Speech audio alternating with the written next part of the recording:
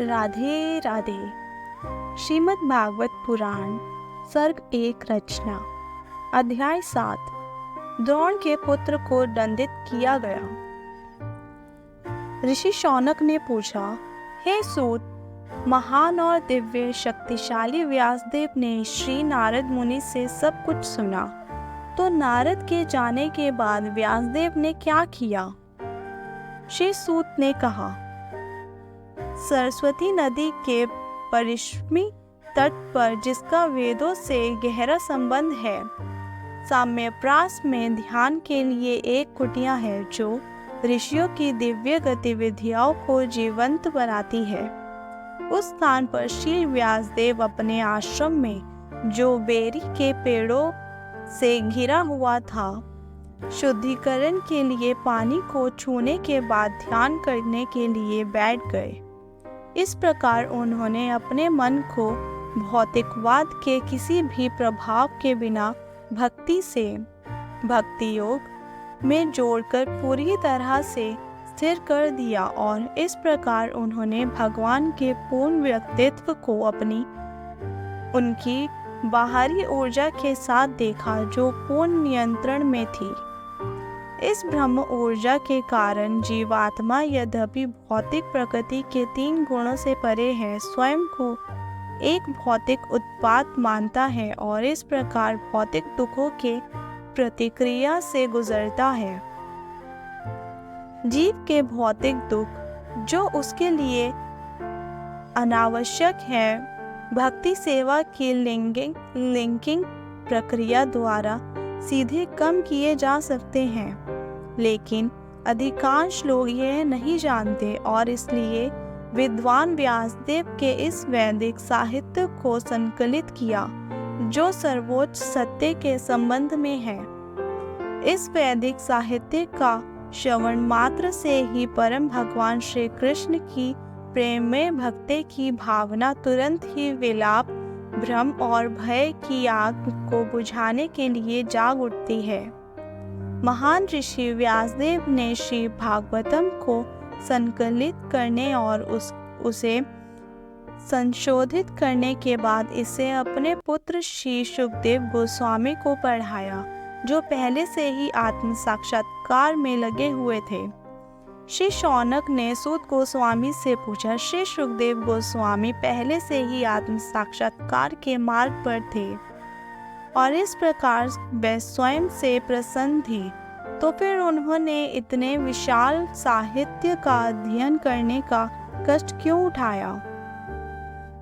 सूत गोस्वामी ने कहा, सभी विभिन्न प्रकार के आत्मराम, वे जो आत्मा में आनंद लेते हैं, विशेष रूप से वे जो आत्म प्राप्ति के मार्ग पर स्थापित हैं, हालांकि सभी प्रकार के भौतिक संबंधों से मुक्त हैं, वे शुद्ध भक्ति सेवा प्रदान करने की इच्छा रखते हैं। भगवान का व्यक्तित्व, इसका मतलब यह है कि भगवान में दिव्य गुण हैं और इसलिए वे मुक्त आत्माओं सहित सभी को आकर्षित कर सकते हैं।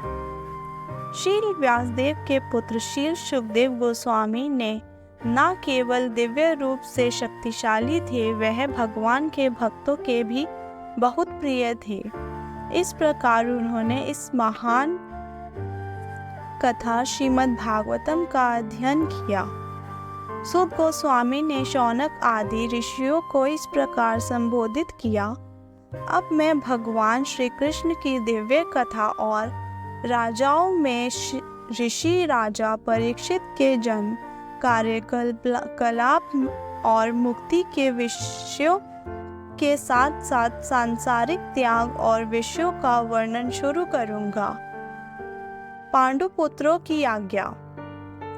जब कौरव और पांडव दोनों खेमों के संबंधित योद्धा कुरुक्षेत्र के युद्ध क्षेत्र में मारे गए और मृत योद्धाओं को उनके योग्य गंतव्य प्राप्त हुए, और जब धृतराष्ट्र के पुत्र विलाप करते हुए गिर गए तो उनकी रीढ़ की हड्डी टूट गई, कल्प द्वारा पीटा गया, द्रोणाचार्य के पुत्र भीमसेन के ने द्रौपदी के 5 सोए हुए पुत्रों के सिर काट दिए और सिरों को पुरस्कार के रूप में अपने स्वामी को सौंप दिया, यह सोचकर कि वह प्रसन्न होंगे।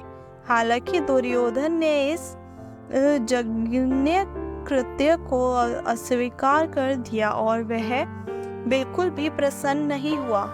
पांडवों के 5 बच्चों की मां द्रौपदी अपने पुत्रों के नरसंहार के बारे में सुनकर आंसुओं से भरी आंखों से संकट में रोने लगी। उसकी भारी शनि पर उसे शांत करने का प्रयास करते हुए अर्जुन ने उससे इस प्रकार बात की।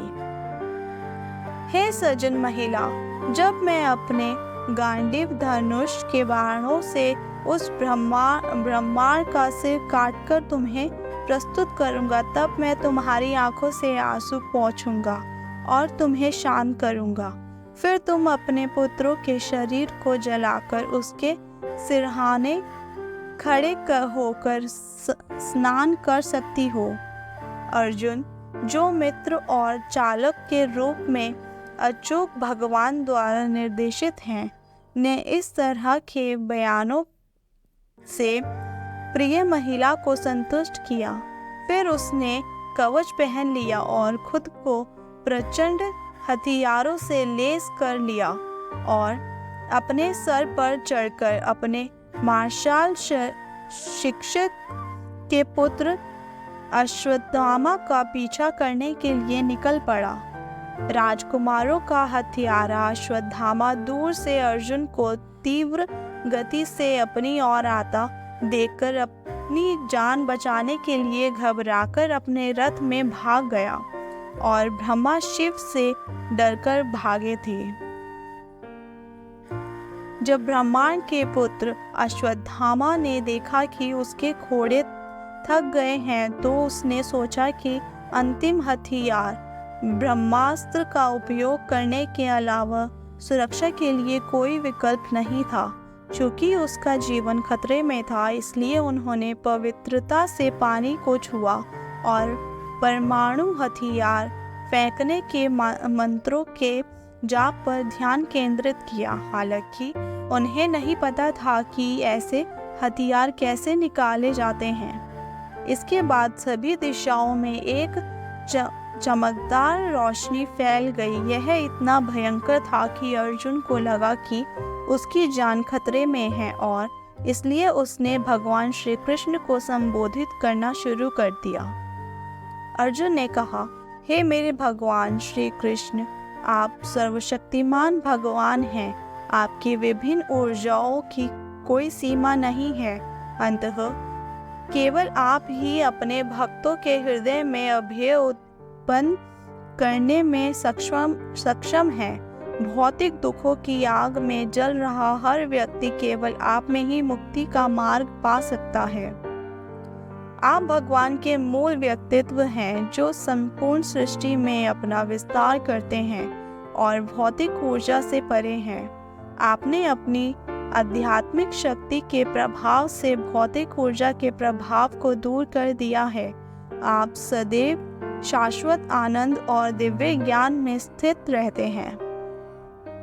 और फिर भी यद्यपि आप भौतिक ऊर्जा के दायरे से परे हैं, आप बुद्ध आत्माओं की परम भलाई के लिए धर्म आदि की विशेषता वाले मुक्ति के 4 सिद्धांतों को क्रियान्वित करते हैं। इस प्रकार आप संसार का बोझ उतारने और अपने मित्रों, विशेषकर उन लोगों का कल्याण करने के लिए अवतार के रूप में अवतरित होते हैं जो आपके अन्य भक्त हैं और निरंतर आपके ध्यान में मग्न रहते हैं। हे देवराज, यह भयंकर तेज चारों ओर कैसे फैल रहा है? कहाँ से आता है? मुझे इसे समझने में नहीं आता। भगवान ने कहा, मुझसे जान लो कि यह द्रोण के पुत्र का कार्य है। उसने परमाणु ऊर्जा ब्रह्मास्त्र का मंत्र चलाया है और वह नहीं जानता कि चमक को कैसे वापस लिया जाए। उसने आसन्न मृत्यु से भयभीत होकर, असहाय होकर ऐसा किया है। हे अर्जुन, केवल दूसरा ब्रह्मास्त्र की इस अस्त्र का प्रतिकार कर सकता है। चूंकि आप स्नेह शास्त्र में निपुण हैं, इसलिए इस अस्त्र की चमक को अपने ही अस्त्र के बल से वश में कर लीजिए। श्री सूत गोस्वामी ने कहा, भगवान से यह सुनकर अर्जुन ने शुद्धि के लिए पानी को छुआ और भगवान श्री कृष्ण की परिक्रमा करने के बाद उन्होंने दूसरे हथियार का प्रतिकार करने के लिए अपना ब्रह्मास्त्र छोड़ा। जब दोनों ब्रह्मास्त्रों की किरणों संयुक्त हो गई तो सूर्य की डिस्क की तरह आग का एक बड़ा घेरा सभी बाहरी अंतरिक्ष और ग्रहों के पूरे आकाश को कवर कर लिया। हथियारों की संयुक्त गर्मी से तीनों लोकों की सारी आबादी झुलस गई। सभी को प्रलय के समय होने वाली संवर्त अग्नि का स्मरण कराया गया। इस प्रकार सामान्य जनता की अशांति और ग्रहों के आसन्न विनाश को देखा। भगवान श्री कृष्ण की इच्छा के अनुसार अर्जुन ने तुरंत दोनों ब्रह्मास्त्र हथियार वापस ले लिए। अर्जुन ने क्रोध में तांबे की 2 लाल गेंदों की तरह चमकती आंखों से गौतमी के पुत्र को चतुराई से गिरफ्तार कर लिया और उसे जानवरों की तरह रस्सियों से बांध दिया।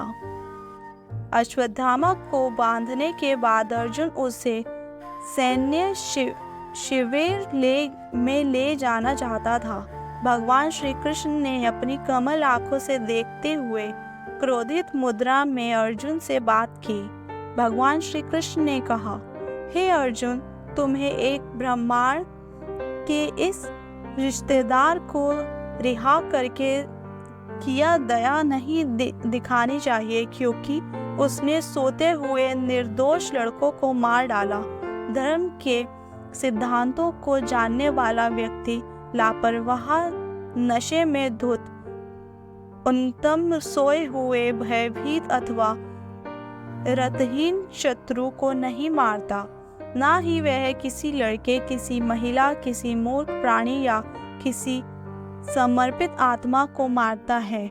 एक क्रूर और दुष्ट व्यक्ति जो दूसरों के जीवन की कीमत पर अपना अस्तित्व बनाए रखता है, वह अपनी भलाई के लिए मारे जाने के योग्य है, अन्यथा वह अपने कार्यों से ही नष्ट हो जाएगा।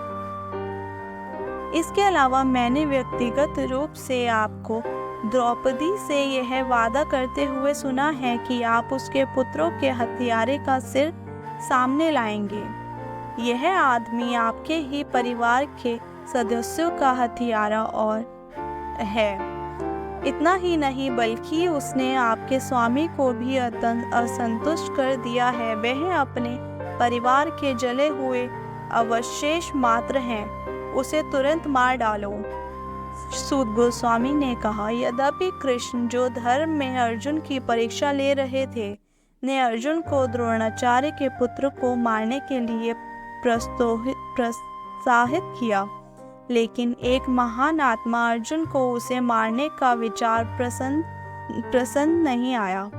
हालांकि अश्वत्थामा अर्जुन के परिवार के सदस्यों का एक जघन्य हत्यारा था। आपने शिविर में पहुंचने के बाद अर्जुन ने अपने प्रिय मित्र और सारथी श्री कृष्ण के साथ हथियारों को अपनी प्रिय पत्नी को सौंप दिया, जो अपने मारे गए पुत्रों के लिए विलाप कर रही थी। श्री सूत गोस्वामी ने कहा, द्रौपदी ने तब अश्वत्थामा को देखा, जो एक जानवर की तरह रस्सियों से बंधा हुआ था और सबसे निंदनीय हत्या करने के कारण चुप था। अपने स्त्री स्वभाव के कारण और स्वाभाविक रूप से अच्छे व्यवहार वाले होने के कारण उन्होंने एक ब्राह्मण के रूप में उन्हें उचित सम्मान दिया। वह अश्वत्थामा को रस्सियों से बांधना बर्दाश्त नहीं कर सकी और एक समर्पित महिला होने के नाते उसने कहा, उसे छोड़ दो क्योंकि वह एक ब्राह्मण है और हमारा आध्यात्मिक गुरु है। यह द्रोणाचार्य की कृपा से ही था कि आपने तीर चलाने की सैन्य कला और हथियारों को नियंत्रित करने की गोपनीय कला सीखी। वह द्रोणाचार्य निश्चित रूप से अभी भी विद्यमान है। उनका प्रतिनिधित्व उनके पुत्र द्वारा किया जा रहा है। उनकी पत्नी कृपी उनके साथ सती नहीं हुई क्योंकि उनका एक बेटा था। हे धर्म के सिद्धांतों को जानने वाले परम भाग्यशाली, आपके लिए यह अच्छा नहीं है कि आप उन गौरवशाली परिवार के सदस्यों को दुख पहुंचाएं जो हमेशा आदरणीय और पूजनीय हैं। हे प्रभु, द्रोणाचार्य की पत्नी को मेरी तरह रुलाओ मत। मैं अपने बेटों की मौत से दुखी हूँ। उसे मेरी तरह लगातार रोने की जरूरत नहीं है। यदि राजा का प्रशासनीय आदेश इंद्रिय नियंत्रण के प्रतिबंधित होकर ब्रह्मांड आदेश का उल्लंघन करता है और उन्हें क्रोधित करता है, तो उस क्रोध की आग शाही परिवार के पूरे शरीर को जला देती है और उन सभी पर दुख लाती है। सूत गोस्वामी ने कहा, हे ब्राह्मणों, राजा युधिष्ठिर ने रानी के बयानों का पूरी तरह से समर्थन किया जो धर्म के सिद्धांतों के अनुरूप थे और न्यायसंग, गौरवशाली, दया और समानता से भरे हुए और दोहरेपन से रहित थे। नकुल और सहदेव राजा के छोटे भाई और सात्विक अर्जुन भगवान श्री कृष्ण देवकी के पुत्र और देवियां और अन्य सभी सर्वसम्मति से राजा के साथ सहमत हुए। हालांकि भीम गुस्से से उनके असहमत थे और उन्होंने इस अपराधी को मारने की सिफारिश की जिसने बिना किसी उद्देश्य के और ना ही अपने स्वामी के हित के लिए सोते हुए बच्चों की हत्या की थी। भीम, द्रौपदी और अन्य लोगों की बातें सुनने के बाद चतुर्भुज, 4 भुजाओं वाले या भगवान ने अपनी प्रिय मित्र अर्जुन का चेहरा देखा और वह मुस्कुराते हुए बोलने लगे। भगवान श्री कृष्ण ने कहा, ब्रह्मांड के मित्र को नहीं मारना चाहिए, लेकिन यदि वह आक्रामक है तो उसे अवश्य मारना चाहिए। यह सभी नियम शास्त्रों में है और तुम्हें उसके अनुसार ही आचरण करना चाहिए। तुम्हें अपनी पत्नी से किया गया वादा पूरा करना होगा और साथ ही भीमसेन और मेरी संतुष्टि के अनुरूप कार्य करना होगा। श्री सूत गोस्वामी ने कहा, तभी अर्जुन भगवान के स्पष्ट आदेशों से उसके उद्देश्य को समझ सका और इस प्रकार उसने अपनी तलवार के अश्वत्थामा के सिर से बाल और मणि दोनों काट दी।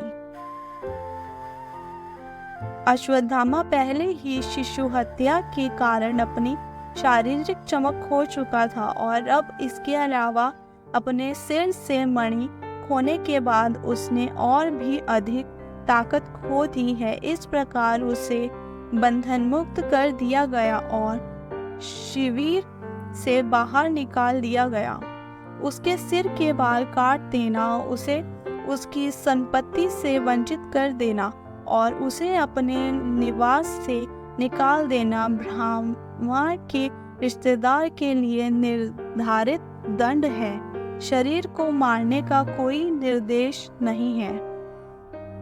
इसके बाद पांडु पुत्रों और द्रौपदी ने दुख से व्याकुल होकर अपने संबंधियों के शवों का उचित अनुष्ठान किया। राधे राधे।